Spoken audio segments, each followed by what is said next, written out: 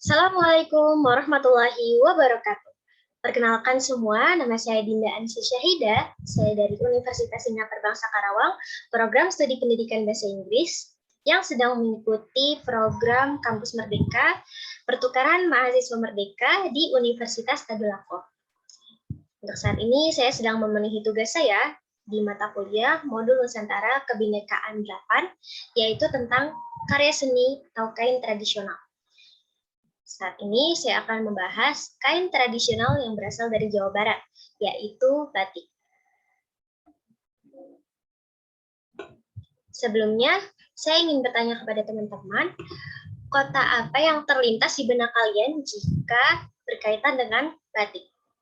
Saya tebak pasti teman-teman akan terbesit di pikirannya, yaitu kota Jogja, kota Solo, dan kota Pekalongan, yang memang kota-kota tersebut adalah notabene sebagai kota pengrajin batik di Indonesia. Tapi tahukah kalian bahwa Bekasi juga punya batik loh? Bekasi ini terletak di Provinsi Jawa Barat. Jika dilihat dari letak geografisnya, Bekasi termasuk wilayah pesisir. Bekasi memang tidak bisa lepas dengan pengaruh kebudayaan Betawi ditambah unsur-unsur kebudayaan lainnya yang dari kaum pendatang yang ikut meramaikan dinamika kehidupan serta kebudayaan Bekasi. Banyak masyarakat Indonesia yang belum mengetahui bahwa Bekasi ini memiliki kebudayaan khas berupa kain batik yang memiliki corak tersendiri. Mencermati Bekasi harus menengok kedua budaya sekaligus, yaitu Betawi dan Sunda. Maka Betawi Bekasi yang akar budayanya juga berasal dari Betawi Jakarta memiliki kekhasan tersendiri dan berbeda dengan Betawi Jakarta. Bekasi berada di pinggiran Jakarta dengan kondisi geografis dan demografis yang berbeda dengan Jakarta. Budaya Bekasi memiliki kentalan budaya dan pengaruh budaya Sunda yang membuat budaya Bekasi memiliki khas yang unik. Dan seperti yang saya sebutkan tadi, Bekasi juga memiliki batik. Ya, siapa sangka ya kalau kota industri ini memiliki batik tersendiri. Batik Bekasi ini menggambarkan keberagaman budaya yang ada di kota patriot ini.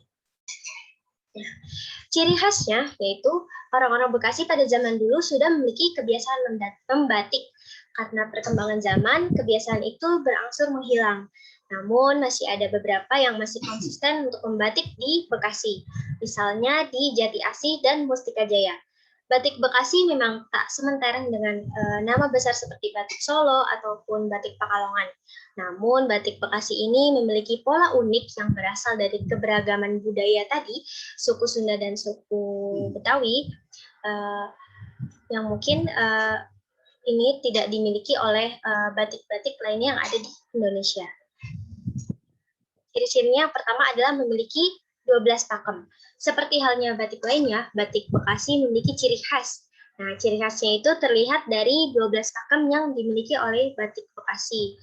12 pakemnya itu terbagi menjadi 5 kategori, yaitu flora, antara lain bambu, buah kecapi, bunga melati, dan teratai. Seperti yang ada di gambar, nah, itu contoh dari flora, yaitu bambu. Yang kedua yaitu fauna, antara lain ikan gabus, ikan lele, ikan sepat, dan ikan betik.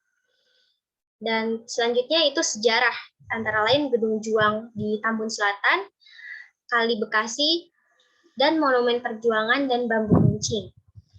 Selanjutnya yaitu ada budaya, antara lain tari topeng, legenda rawa tembaga, dan permainan anak seperti benteng serta tanjidor.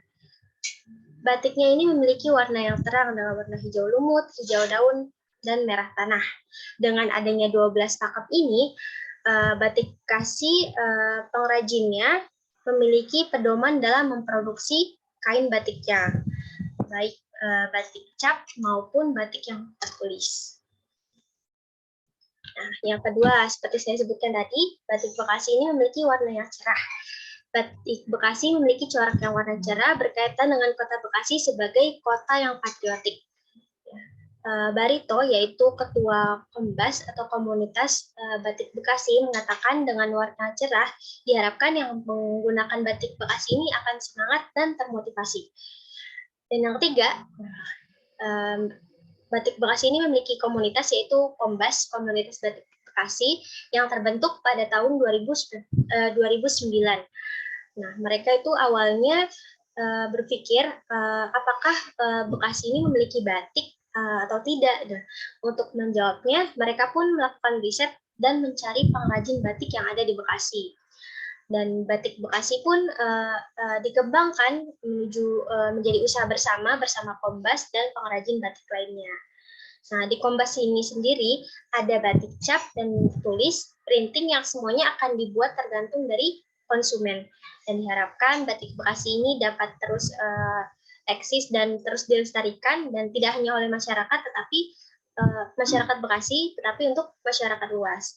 Nah, berikut ini adalah motif-motif dari kain Bekasi, kain batik Bekasi. Yang pertama ada motif rawa gatel. Nah, motif ini bersumber pada kisah pendaratan darurat pesawat Dakota milik Sekutu karena kerusakan mesin pada tanggal 23 November di Rawa Gatel. Dulu Cakung ini masih di wilayah Bekasi, ya. Sekarang sudah sudah masuk ke Jakarta. Nah, hingga ternyata ketika hendak ditolong, ternyata tentara Sekutu yang ada di dalam pesawat tersebut melepaskan tembakan. Hingga akhirnya tentara Sekutu tersebut ditawan oleh pejuang Bekasi. Dan peristiwa ini memicu pembakaran pembumi hangusan Bekasi oleh tentara Sekutu. Dan pejuang Bekasi dengan gagah berani melawan tentara Sekutu. Nah, seperti inilah sumber motif rawa gatel. Untuk selanjutnya ada motif rawa pasung. Nah, ini sama mengambil dari sejarah lagi, ya. Ini tentang keberanian pejuang Bekasi dalam menghadangkan Sekutu yang akan melintasi perlintasan kereta api di Rawapasung di Kranji di Bekasi. Para pejuang Bekasi menggunakan taktik dengan penutup perlintasan kereta api dengan palang pintu. Pasukan Sekutu mengira akan ada kereta api yang akan lewat. Mereka pun berhenti dengan diiringi pekikan takbir. Para pejuang menyergap. Mereka melompat ke panser, tank maupun truk Sekutu. Dengan berbagai senjata tajam dan ilmu bela diri, mereka menghujam semua tentara yang mereka hadapi. Nah, karena serangan yang tidak terduga, pihak tentara Sekutu tidak sempat melakukan perlawanan. Nah, ini masih tentang kisah heroik Bekasi.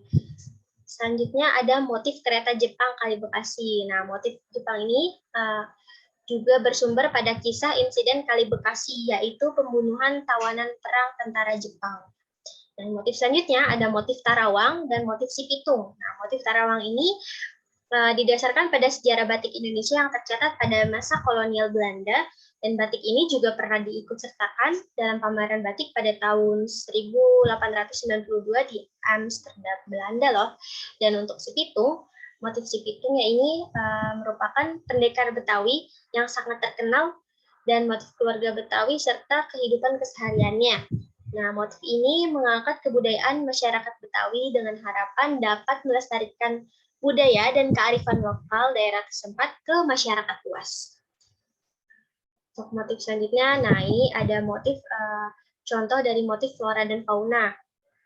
Itu ada burung dan tumbuh-tumbuhan yang warna hijau, serta yang warna kuning dan warna ungu. Ini adalah motif lele. Oke, sekian penjelasan dari saya mengenai batik Bekasi. Semoga dapat menambah insight teman-teman tentang kebudayaan yang ada di Indonesia. Wassalamualaikum warahmatullahi wabarakatuh.